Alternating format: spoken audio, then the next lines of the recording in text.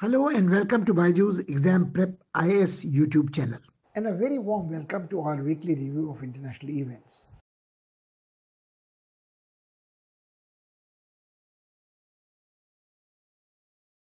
International events have been full of excitement in recent months, and most of the time our eyes have remained focused on the war in the European theatre, Russian intervention in Ukraine, and this war has in effect brought about fundamental changes in power equations, power relationships, and how the world views the basic issues of order, chaos, furthering its national interest in a situation in flux.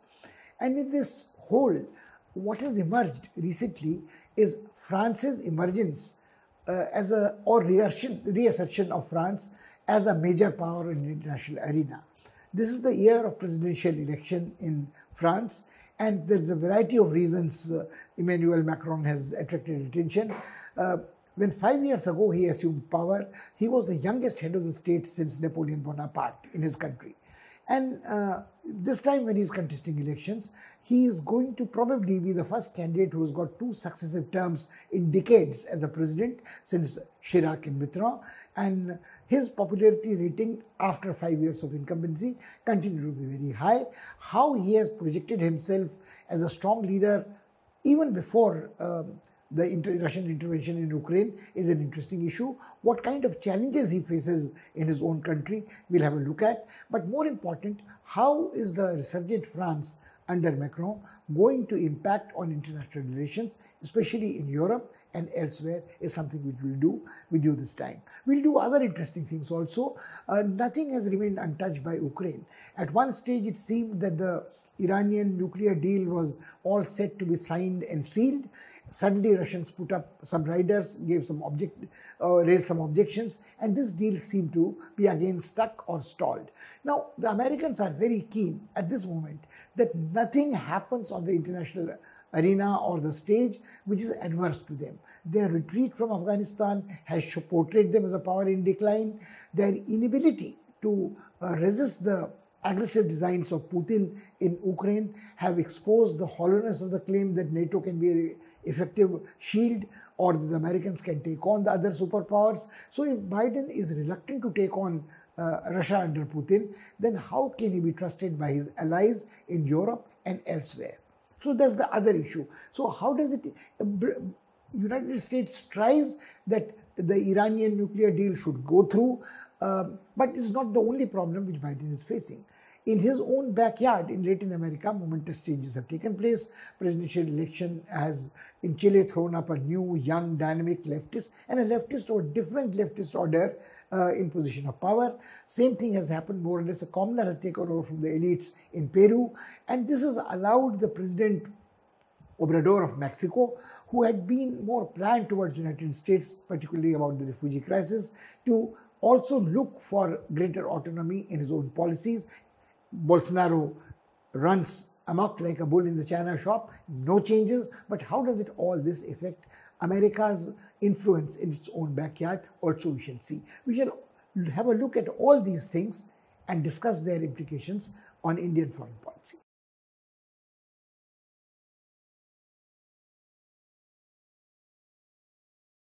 Let us begin by taking a close look at what is happening in France. And let's begin with the domestic developments in France. Macron represents a centrist party, and the greatest advantage he has this time when he is looking for the re-election bid, making his re-election bid, that the leftist challenge against him is badly divided. There are so many splinter groups of leftists who are dividing the left of center vote amongst themselves and making the field clear for Macron. Almost the same kind of a situation is advantageous for Macron on the far right. The far right challenger to Macron, Le Pen, seems to be a very unreasonable, something like Trump, something very authoritarian, and something which is retrograde, trying to turn the clock of history back.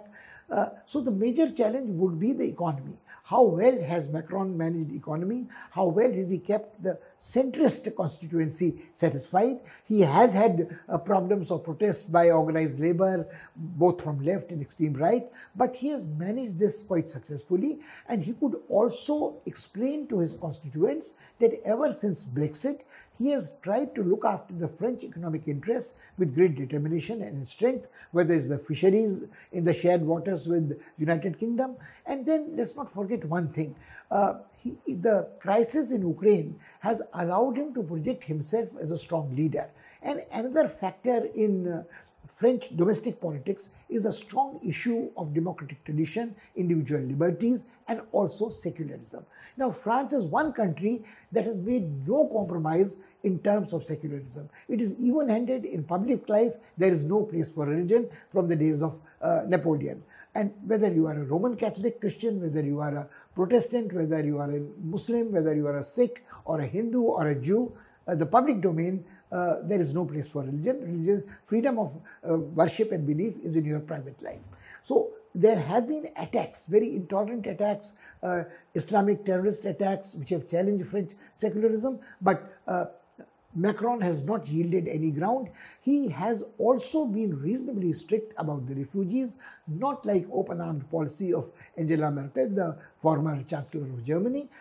France may not have the economic strength of Germany, but nor is it a weakling either. It is one of the more affluent, more resource-rich countries in Europe, which has had very interesting ties during the Brexit with United Kingdom. It also has always maintained a certain strategic autonomy in its relationship with China, and also ever since the days of President de Gaulle, who talked of glory and the French glorious past, there is always, without extreme chauvinism, a reassertion of France's claim to play a legitimate global role all over the world. Now, this is not only a hang-up of colonialism.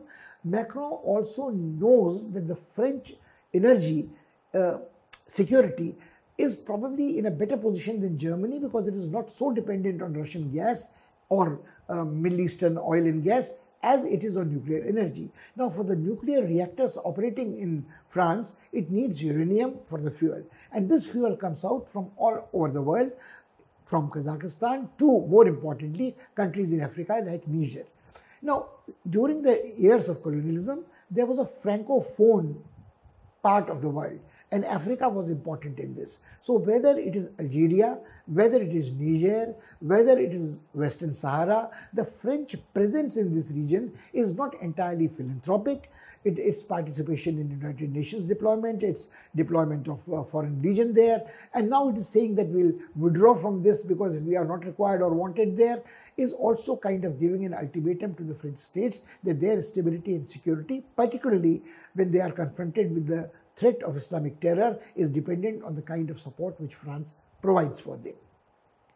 We keep this in mind. And when we go to the other part of the world, we look at the South China Sea, we look at the Pacific Rim, the French have a far more legitimate claim to be treated as an actor with a presence there, not like United States of America, not like United Kingdom, not like the Anglosphere structure which AUKUS has brought about. Australia may be geographically located here, but by composition of race, by ethnicity, by military alliance system, it doesn't quite belong to the Asian sphere of activities, and this is what China has been exploiting. It has not said a word about France, and French have legacy, not only a colonial legacy but of language and culture in Cambodia, Vietnam, Laos, where they had colonies, and they still have 400,000 French nationals in their dependencies in this region. So, and also, if you see, Macron leaves no opportunity in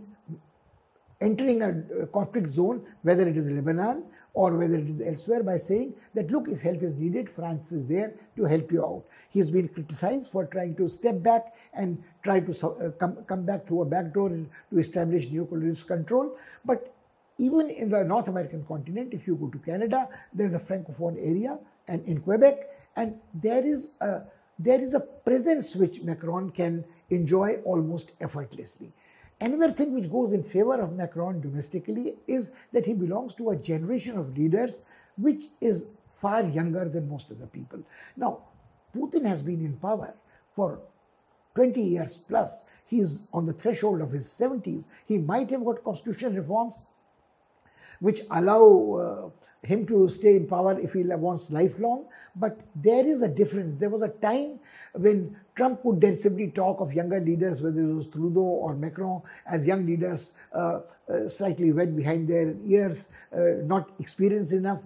But they use a language, they use a terminology, they have a better wavelength with the younger electorate. So much about Macron's domestic political chances, and also his popularity ratings continue to be extremely high. He almost has a 10-12 point lead at this stage after 5 years of incumbency. When he has gone to the last leg of his campaigning, he is enjoying a popularity rating of more than 51%. So the chances are that he is going to project himself as a strong leader, as a dynamic, charismatic leader. He has youth in his side, and he has the advantage of the challengers, other challengers in the Western world. Boris Johnson is practically bankrupt, ridiculous joker whose own chair was in great danger before the Ukraine crisis gave him some respite to stay on in power and posture. Biden is seen as a leader of a power in retreat, and then again, if we compare him with the German leaders, post-Macron, the new chancellor seems to be no match for Macron. So Macron has the opportunity of providing leadership to EU. Also France, let's not forget, especially from the point of view of Indian perspective, is a major manufacturer of fighter aircrafts. India has had a very large deal of Rafale fighters with France. The France also is in a position to provide new submarines, although the French submarine deal with Australia was soured up, but French insisted that had Australia let them know that they were prepared to invest in nuclear submarines, maybe the France could have given them nuclear submarines also. So there is a possibility of France collaborating on the international arena with Indian leadership, where the Indian leadership may be more cautious about condemning Russia post-Ukraine, may be more tentative, but France again has tried repeatedly under Macron to have the dialogue going with Putin. At great risk to his own reputation, he went to Moscow. At times it was alleged that he was snubbed, he was kept waiting by Putin. He did not manage to bring peace back to Ukraine, but it is not because for want of trying. So France is going to be the country to watch for in years to come, in not only days to come, but in long-term perspective, days to come. How the Chinese react to France, how Putin reacts to France, and whatever happens in Ukraine theater, how does Europe absorb the shock of the devastation caused by Ukraine, or the blockages or stoppages or interruptions of energy supplies? It will be very interesting to watch.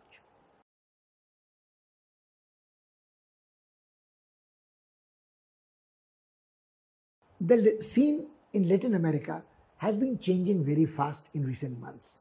First, there was an election in Chile, and Gabriel Boric was elected president.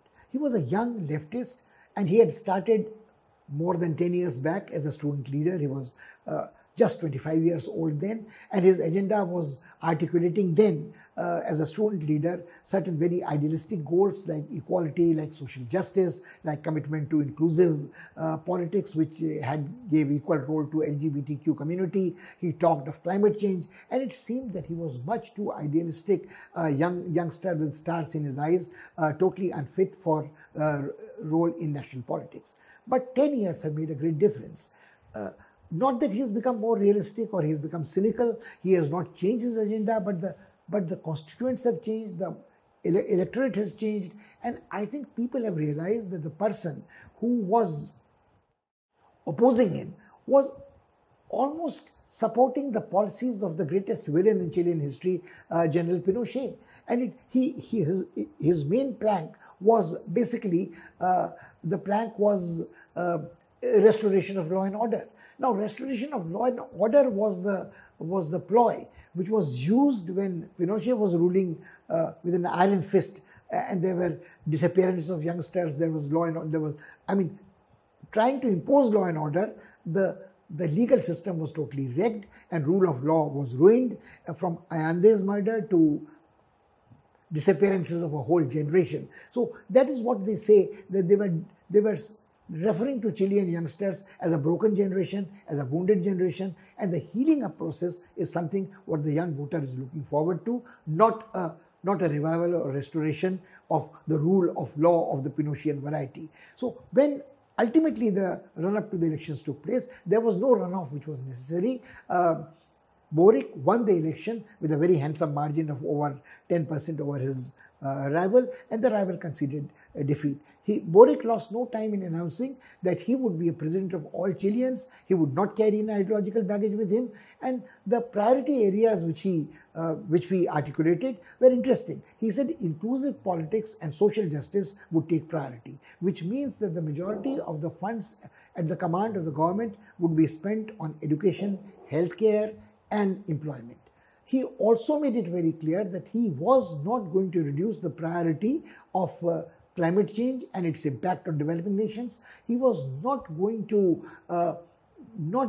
he would be tolerant and inclusive, including all members, not only poor members of the community, but also LGBTQ community. Now, this is going to be a very interesting experiment, and he also said that he would delegate, decentralize power. So he would be experimenting with a federal structure. Now let's go back to half a century. When there were leftist governments in Latin America, they were aligned to the then Soviet Union. They took inspiration from the socialist Marxist ideals of the source of socialism, the citadel of socialism and communism, whether it is Cuba, whether it is Chile, whether it was any other country in Latin America, Bolivia, etc. So there was this revolutionary fervor which was doctrinaire, which was ideological. Now, what Boric is offering his country is a totally different model. It is, you can't even label it new left. You can't even call it a Euro-communistic kind of thing. It is sui generis. He is worried about what is happening to rainforests.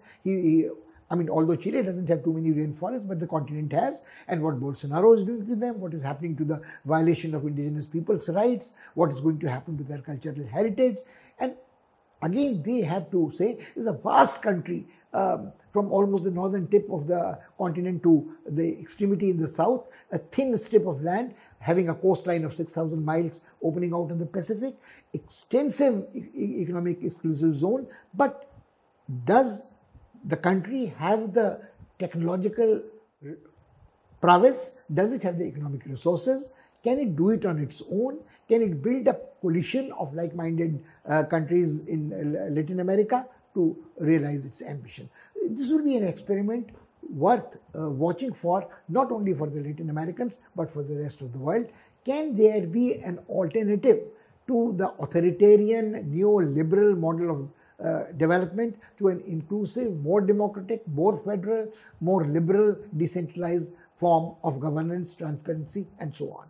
Now, the interesting part is this, that another country which has had dramatic change is Peru, where Castillo, which has taken over power, belongs to a common impoverished family in one of the most backward districts in Peru, and he defeated Ms. Fujimori, who belonged to an elite family in Peru, and the Fujimori senior has been languishing in jail for charges of corruption and violation of human rights and so on. So it seems that Peru again is on way of dramatic change. Now, this is interesting because his first attempts, Castillo's first attempts to find, he was a school teacher, the first generation school teacher, to form a coalition which was inclusive failed. He promised to change the constitution, but he can't do that until he has majority in the Congress that supports him. And the threat always lurks that the Americans might not reconcile to the writing on the wall, which they are reading very clearly, and try to interfere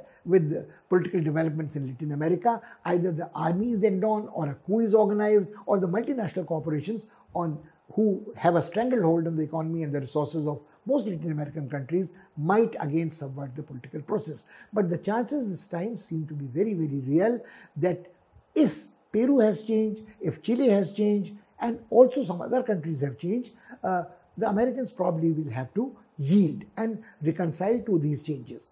For years, Latin America has been treated as the backyard of America, where Monroe Doctrine operated. No external power was supposed to make its presence. Its presence was not going to be tolerated.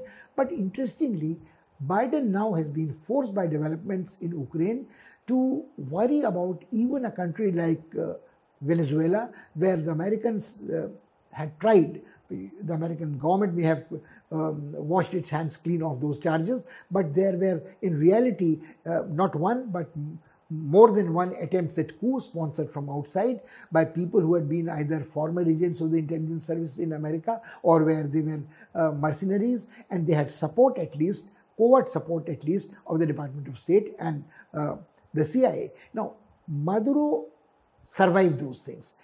But in the process, when America failed to oust Maduro, it imposed such strict sanctions on Venezuela that its economy was ruined. Venezuela is supposed to have the largest resources of petroleum in the world, larger than the United States, larger than Saudi Arabia, and then it became a country dependent on fuel imports to run its transport system. Its economy was totally ruined because of these sanctions. But now Biden has started making overtures. Some senior State Department officials have visited Venezuela, and they are reconsidering that maybe some of the sanctions can be removed. So Venezuela is not forced into the embrace of the Chinese or the Iranians. So this is the logic which Biden is following. So and Maduro has made it very clear, if they are accepted, Venezuela led by Maduro as a sovereign nation, Venezuelans may be willing to open a dialogue with the Americans. So this is one sign that the Americans, if they are reaching out to Venezuela,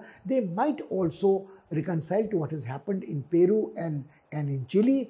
And they obviously are not very happy about the way Bolsonaro in Brazil is behaving. He is the only leader from Latin America who visited Moscow, explicitly expresses support to Putin. He leaves no opportunity. I mean, he's something like a run-amok person who doesn't believe in science, who doesn't think that pandemic caused any damage. He suffered from pandemic attack himself but survived. So he seems to be living under the illusion, or he has a strong hubris that as long as the army supports him, there is no coup in the army against him, he can put up with everything and continue doing what he does.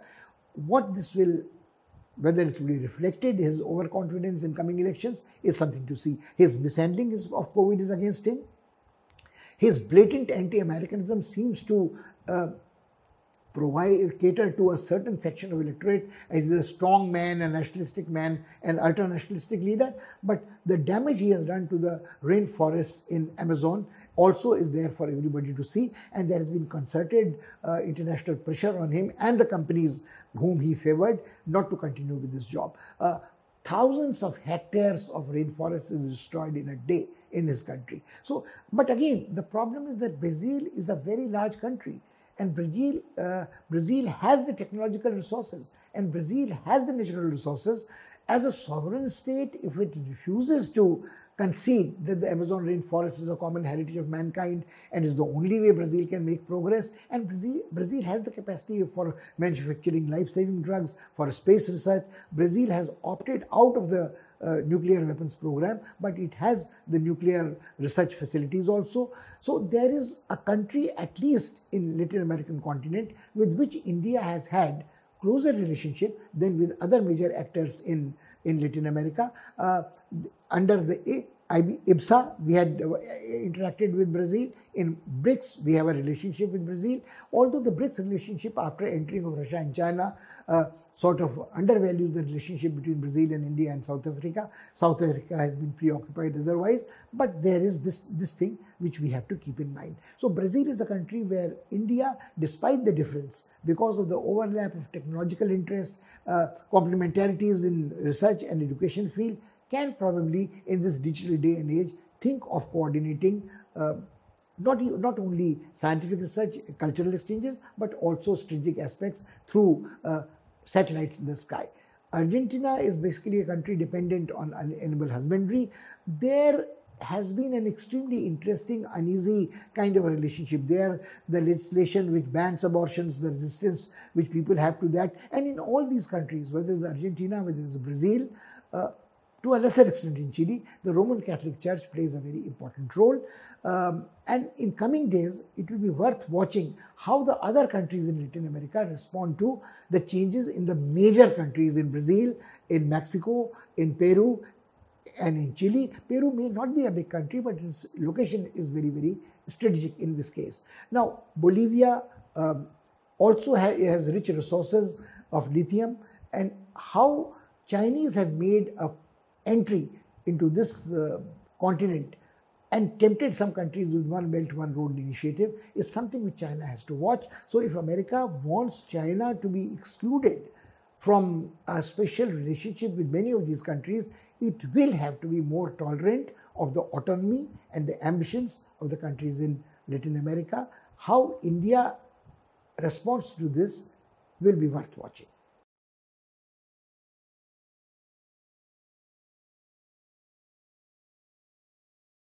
Just before President Putin decided to intervene, some say he made the greatest blunder of his life, some say this was a great foresight to take on America at the moment of weakness.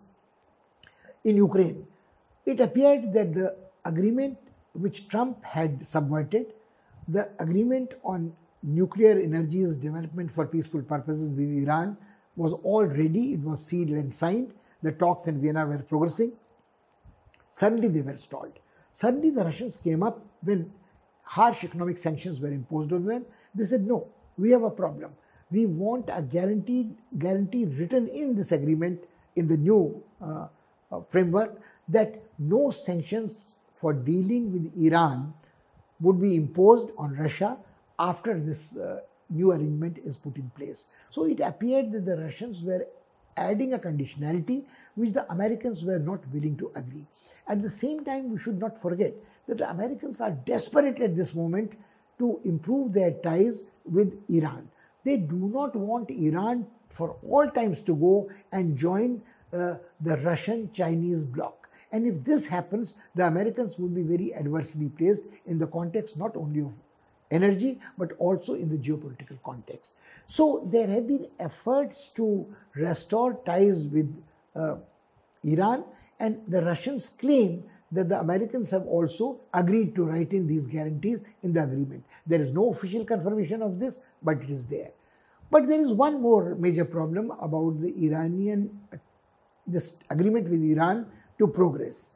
Israelis are hell-bent to wreck this. They do not want Iran to normalize its relationship with the United States or to be in a position where its economy or technological prowess becomes a threat, an existential threat, as Israelis claim for them.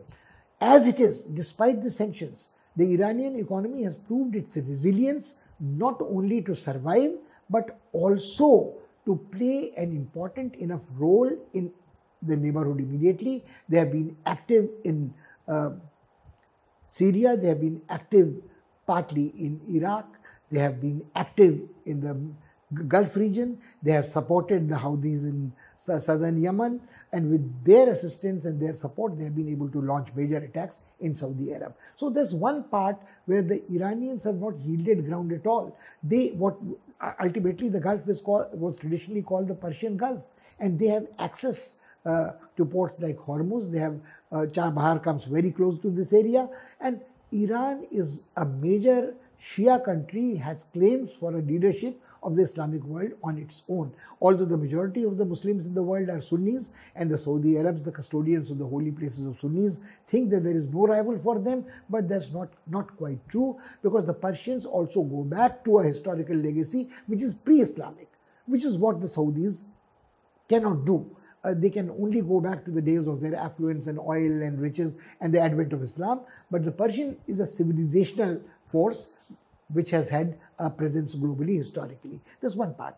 The interesting part is this, that there have been certain adventurous steps by Israel subverting, sabotaging, assassinating top generals, atomic scientists in Iran, to which Iran has responded with some restraint, and only token counterattacks have been made. But at times, the Iranians are constrained to launch a missile attack. One of the missiles landed very near the American consulate in Iraq. And then again it says that Iran is a very irresponsible power.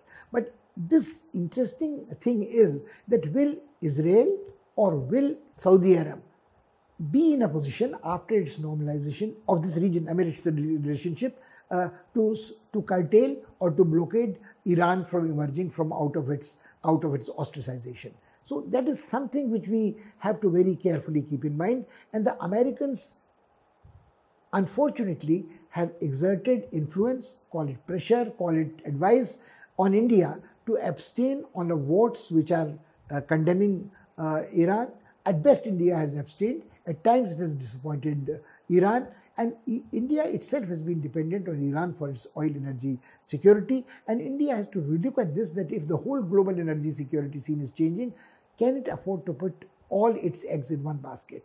And there is a very interesting thing about putting one's eggs in all one basket. When somebody asked this question in a different context to Putin some years back, why are you putting all your energy eggs in Chinese basket? Putin remarked with great humor and presence of mind that Russia has too many eggs and there are very few baskets in the world to put them in. Now, here we have an energy basket and we can receive eggs from all directions. But the point is that can we afford to deny the Iranian oil supply for all times to come? That is one part. Can we rely all the time with the volatility of the Middle Eastern politics in the oil coming into us from the Gulf or the Saudi Arab? The Saudi Arabs and the Gulf countries, the Emirates, have disappointed the Americans by not increasing the production of oil to bring down the oil prices, because they think that they will follow what the OPEC decides.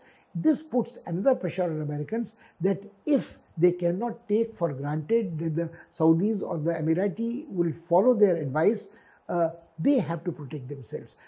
A little before that, there was a great hope that the fracking technology would see to it that the shale oil would make America more than self-sufficient. But with the emphasis on reduction of fossil fuels and carbon emissions being curtailed, even the shale oil doesn't seem to be a very, very important factor in this politics. Let's mention a few other things in the same context which have a bearing on the Iranian deal with the Americans or the rest.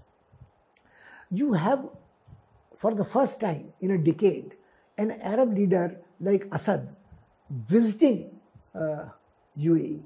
Now what happens is that when an Arab leader visits this area, it is sort of that leader has been propped up in power by Soviet Union and with Iranian assistance. So it seems that the countries in the Gulf region, Saudis and the Emirati, are not only signing an Abraham Accord with Israel and normalizing relations with Israel, they are also keeping their options open by hosting a leader like Assad, who's been demonized and vilified as a terrorist, a person who can use chemical attacks, biological weapons against his own citizen. He is an authoritarian tyrant, he is a dynast, but the fact remains, if he is hosted, then these countries are keeping all their options open, and it is very, very likely that Saudi resistance to Iran's participation in politics, ultimately it is if the Islamic world is going to exert its influence jointly on in international affairs, whether it is Turkey, whether it is Saudi Arabia, whether it is Emirates, whether it is Iran, they stand to gain by having a bloc of their own, which is not seen as a camp follower of the Americans or the Russians. So this is what I think is the greatest advantage which the Iranians have at the moment. Their traditional adversaries, their enemies, are rethinking their future outside the American defense umbrella, outside the tutelage of the Americans. And the Americans, like President Trump might have threatened that the Emirat and the Saudis can only survive as long as the Americans protect them, provide them defense security. Post-Afghanistan, such boasts have lost their credibility to a very large extent. If the Americans and the NATO are reluctant to take on Putin and Russia, even in Ukraine, where fellow Europeans are concerned, it is very difficult to imagine that Saudis or the Emiratis will take the American assurances about their defense security or threats very seriously. An intriguing question is that everybody is focused on what will happen to the Iran's nuclear deal with the Americans. Nobody seems to have time to analyze what is happening in Iran domestically. How have the sanctions affected their economy? It's nice to say that their resilience has proved that they can survive with the sanctions, but how long can the people in Iran be prepared to accept existence which asks them to make sacrifices at all levels? There was a time in Iran when the consumer goods were in good supply. Ever since the mullahs took over, ever since the Islamic Revolution took over, certain kind of lifestyle was looked down upon, certain forms of expression were looked down, whether it was dress, whether it was a certain kind of behavior expected of tourists, whether it was a freedom of expression, whether it was arrests of people who had an independent opinion on domestic politics, who were dissidents. But again, as we said earlier, Iran is an old civilization. Iran has many centers of learning, religious culture, philosophical speculation, and it is impossible to imagine that Iranians would forever accept the rule of dogmatic, close-minded religious preachers. There is a professional class. There might be people who are lying low at the moment. What about the civil society in Iran? When the elections took place last time, there was a lot of activity on the social media. So there can be restrictions on social media. There can be censorship. There can be strict laws about blasphemy, anti-blasphemy. But it stands to reason that within the establishment of the religious leadership in Iran, there are factions, there are moderates, there are hardcore, there are people who are willing to make some change. They have their own support bases, and how do they continue? So like there is a Syria observatory, they keep watching what is happening in that strife-torn area.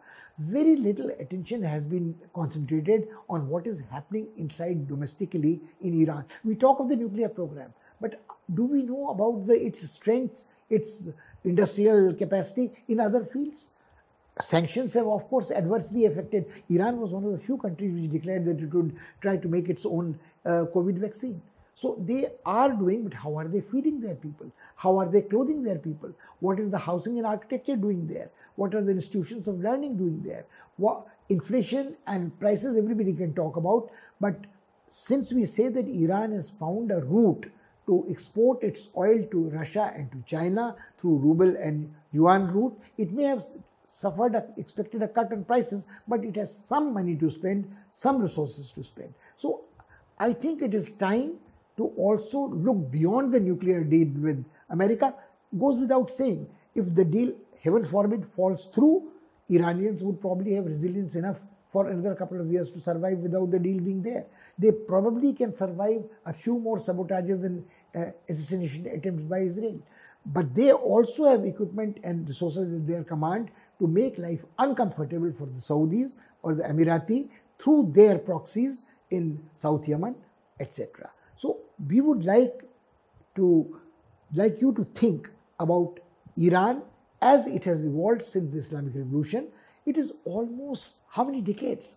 Almost half a century, and 2 generations have come of age. So have they all been brainwashed into Islamic Revolution of a fundamentalist variety? And other forms of more aggressive, more intolerant Islam have emerged since then. The ISIL, for instance, Al-Qaeda before that.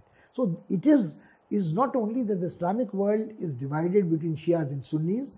Within the moderates and the hardcore, there is a fight almost everywhere.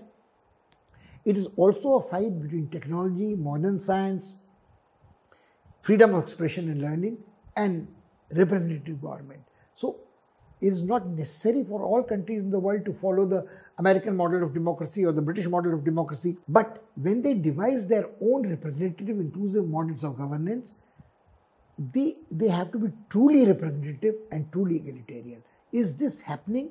Is there an embryonic development towards this in Iran? Is a $1 million question. So we have these things to look forward to in future. It seems very, very likely that the Iranian deal with the Americans will go through. It may be stalled for a short while. As events unravel in Ukraine, it might be a long time before real peace returns to Ukraine. The issue of rebuilding Ukraine comes. The armament of militarization of Europe, especially of Germany, takes place. American companies would stand to gain even in the reconstruction. And all these countries which are faced with long simmering civil war-like situations like Houthi in southern Yemen, threats to established regimes elsewhere, I think will stabilize. And what India would do better is also to keep all its options open and start exercising them, not remain watching things for a long time to come.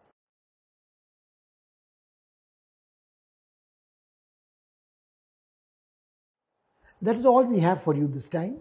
Until we meet again next week, we would like you to keep in mind certain things which we raised this time. We raised the issue this time of fundamental changes which are taking place, in Europe, where Germany was supposed to be the prime power in European Union because of its economic strength, because of the maturity of Angela Merkel. After her departure and Germany's dependence on energy security for Russia, it has provided an opportunity for France under Macron, a young charismatic leader, to emerge not only as a leader of his own nation, but also probably take over as a leader of the European Union. He is not burdened with excessive dependence on energy on Russia. He has been building up a role for France in all Francophone countries in Africa and in Southeast Asia.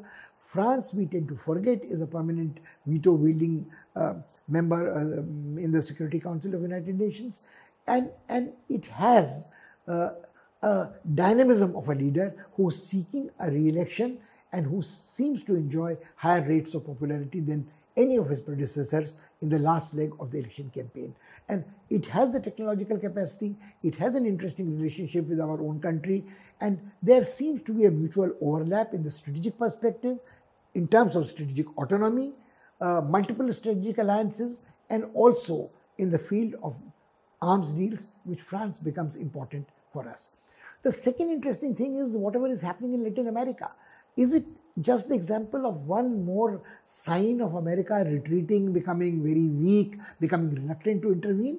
Or is it a sign of maturity that the American President Biden is not weak, but he realizes that in the 21st century, Monroe Doctrine cannot be imposed, has no place there, and if America reconciles to the autonomy, independence, and the ambitions and independent dreams of these countries, whether it is Chile, whether it is Peru, whether it is Argentina or Brazil, it probably stands to gain more strategically and economically than trying to establish a stranglehold on them and exploit their natural resources, treat them like colonies, or treat them like sort of appendages, and think that anybody who's talking of revolution or change or leftism is a stooge of the communists or is influenced by Russia.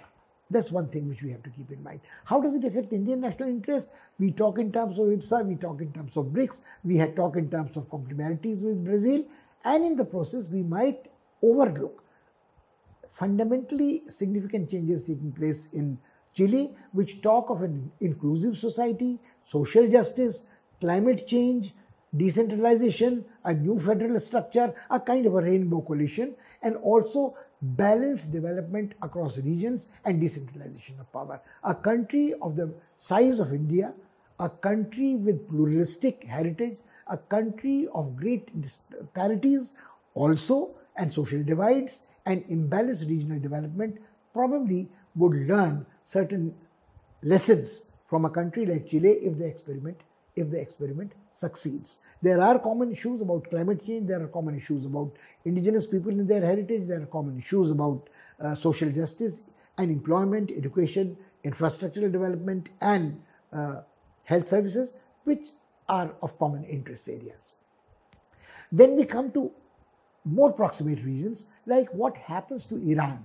And the attention remains focused on the stalling or the progress made in the negotiations about the nuclear program, comprehensive program agreement with Iran in the United States, and sanctions which the United States has imposed on Iran, and the resilience of Iran to cope with these and to continue with this program. But this issue, to our mind, should not be examined in isolation. It should be examined in the larger context of whatever is happening in the region. The Emiratis have signed Abraham agreements and normalized their relationship with Israel. For the first time in decades, an Arab leader like Assad, who's been supported by the Russians and propped up by the Iranian military assistance, has visited the UAE. Now what happens is that it seems that the Saudis and the Emiratis are keeping all their options open. They no longer take for granted the guarantee promised by the Americans for their defense. They think that their They are looking forward to a future beyond the fossil fuel export. They know that the volatility of the oil market is going to be put pressures on their economies.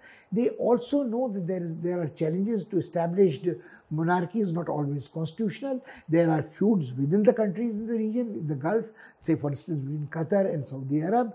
And again there have been problems ever since the Gulf War between Kuwait and Iraq. So these things are there. But the devastation and destruction of Iraq and Syria by America during the policy of regime change has again revived memories after the Russian intervention in Ukraine, that on what a slender thread the stability is based in this region and the politics of oil. So what happens is that when this is happening, we tend to look away from the domestic developments in Iran. And I think Iran is a major civilizational power.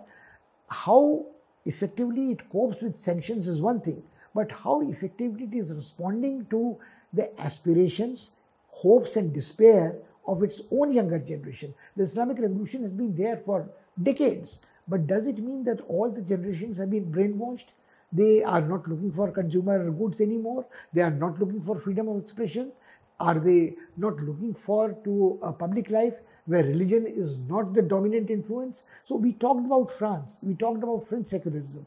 Now, not every country in the world has to follow the Western secular model, but nor does every country in the world has to follow the Western democratic model. But as long as the younger generation is open to influences in social media from worldwide, one has to think in terms of aspirations of the younger people, their dreams, and those who govern them to have some kind of a understanding and empathy of what younger generation wants. So there has to be an inclusive government, there has to be a certain amount of freedom of expression, there has to be a rule of law, and there has to be aspirations of consumers that have to be met. So it's time perhaps we keep thinking about the internal domestic politics of Iran as well. Because Iran and India have had very close ties. Iran is significant in terms of our energy security. We have great civilizational ties. But in the past few years, we have allowed those ties to weaken a little. How long can we afford to do that is something which we should understand. There are very many other issues which we would need to discuss in coming days. We have not been able to devote attention to our immediate neighbors like Nepal and Bangladesh recently. We hope to remedy the situation very soon. We have to talk in terms of Myanmar again, and we have to talk in terms, why not even talk in terms of Maldives again? So there may be a speck on a map, but they can be major headaches in diplomacy for a country like India. So we have to keep in mind various other issues, from small countries to superpowers, and how they affect us. Till we meet again, thank you and goodbye.